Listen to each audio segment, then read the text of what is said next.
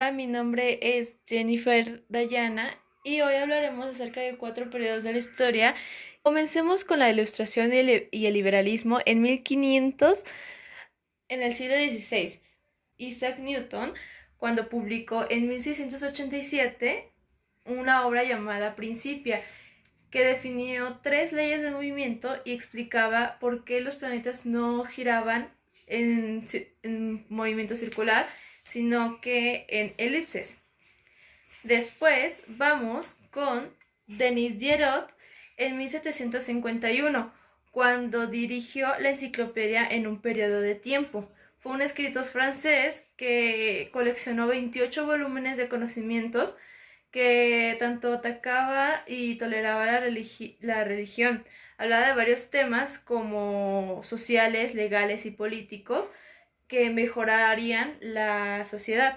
En 1762, Jean-Jacques Rousseau publica la obra llamada Contrato Social, una de sus más famosas obras que dictaba que la sociedad podría ser y accedía a ser gobernada por voluntad general. Durante la Ilustración y el liberalismo también surgieron otras invenciones como lo fue Francis Bacon, filósofo inglés que desarrolló el famoso método científico, el cual consistía en usar más el pensamiento y a no basarse en trabajos de antiguos filósofos, sino que debíamos usar el razonamiento inductivo, el cual pasaríamos de lo particular a lo general. Después tenemos a Voltaire, que fue una máxima figura de la Ilustración conocida por sus críticas que tuvo hacia el cristianismo y más que nada sobre la tolerancia religiosa. Por último, tenemos a la escritora inglesa Mary Wollstonecraft, que fue considerada como la iniciadora de los movimientos que protestaban por los derechos de las mujeres. Ella escribió la reivindicación de los derechos de las mujeres.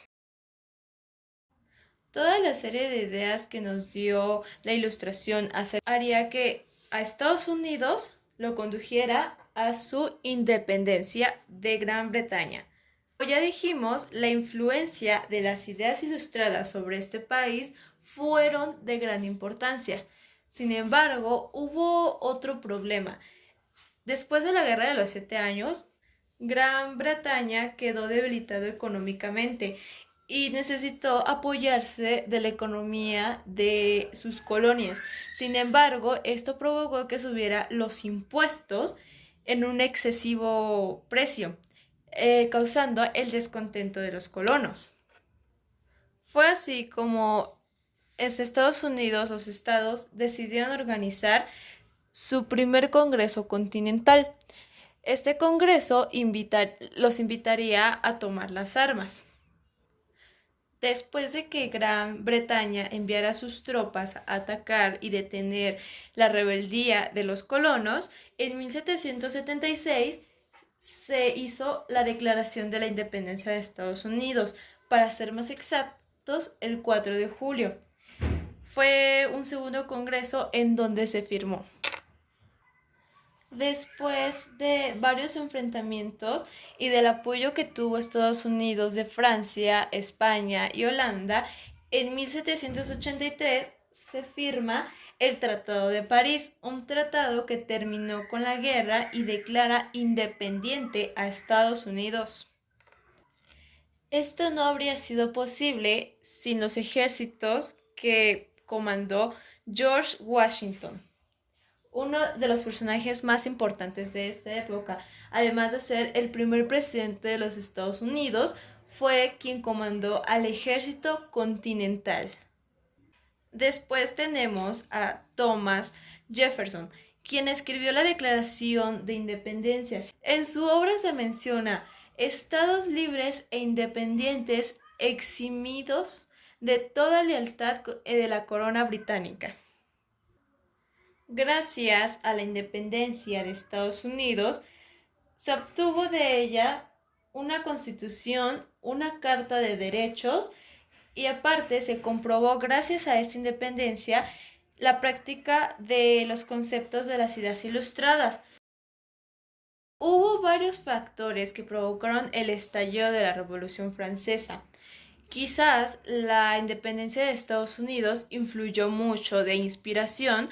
Una de las causas más importantes para el estallido de la Revolución Francesa fue la crisis económica que se vivía en Francia.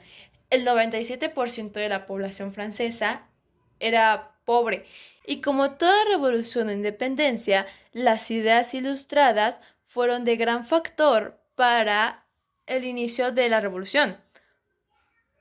Sin embargo, había restos de feudalismo y una sociedad estamental que provocó el descontento de la mayoría de la población de Francia. Después tenemos la toma de la Bastilla en la mañana del 14 de julio de 1789, la cual consistió en que la población francesa tomó la Bastilla, que era un depuesto de armas, para apoyar a la Asamblea Nacional. Después de que se declaró la Constitución, la Convención Nacional tomó el poder en Francia. Fue así como una facción de esta convención condena al rey Luis XVI, a muerte. La decapitación del rey no indignaría solamente a las monarquías europeas, sino a gran parte de la población interna de Francia. Se creó el Comité de Seguridad Pública y este creó un sistema de orden llamado República de la Virtud, que daría inicio al Reino del Terror. Robespierre creó una serie de movimientos como la descristianización y además fue llamado así por las sumas cantidades de muertes en la guillotina que hubo de todas clases sociales, tanto de niños como de mujeres. Todo aquel que se oponía a la rebelión y a la revolución francesa era decapitado. Obviamente la gente ante esta situación mandaron a decapitar a Robespierre. Uno de los personajes más importantes de la revolución fue el rey Luis XVI. Fue el causante de la crisis económica que sufrió Francia antes de su revolución y fue ejecutado por la traición a la nación.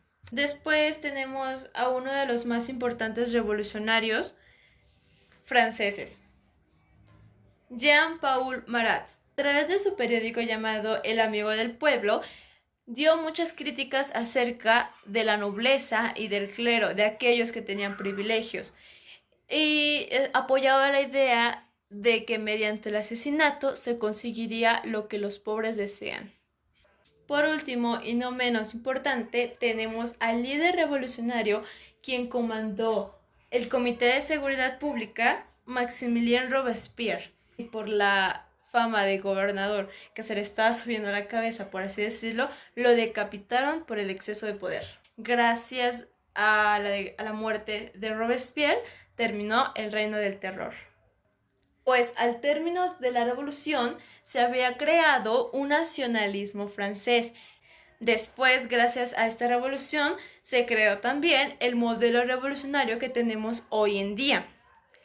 Y por último, y no menos importante, la Declaración de los Derechos del Hombre y el Ciudadano. Continuamos con el último periodo. Imperio y guerras napoleónicas. ¿Pero qué relación hay entre el imperio y las guerras napoleónicas con la Revolución Francesa? La Revolución Francesa aún no había terminado y llegó Napoleón Bonaparte con un golpe de estado contra el último sistema de gobierno que tuvo en la Revolución Francesa, el Directorio. Tras este golpe, Napoleón obtuvo el poder absoluto en Francia. En 1402 sería coronado él mismo.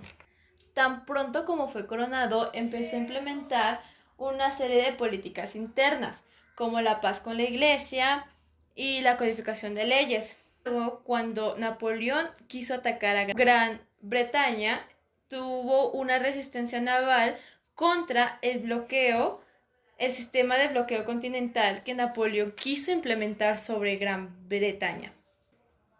Esto sucedió en 1805. La batalla definitiva sería contra el duque de Wellington, que fue un político militar de Irlanda que expulsó a Francia de España y derrotó a Napoleón en Waterloo, haciendo que después de esta derrota lo exiliaran a Napoleón a la isla Santa Elena. Por último, y no menos importante, el protagonista de este periodo, Napoleón Bonaparte, militar francés que dio el golpe de estado contra el Directorio e hizo las paces con la Iglesia y codificó las leyes.